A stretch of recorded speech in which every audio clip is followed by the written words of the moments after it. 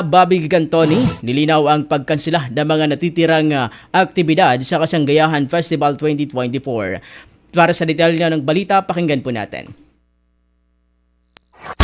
Bicol Network News Report!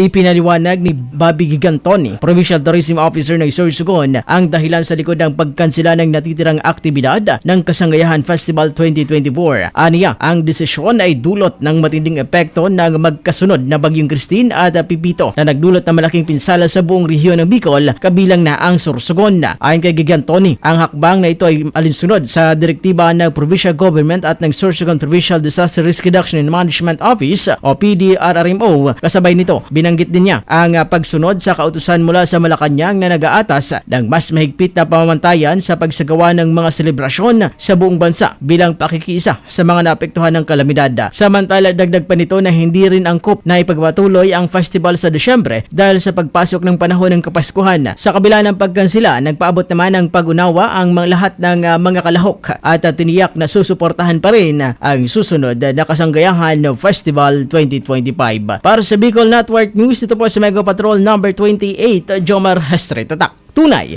na serbisyo.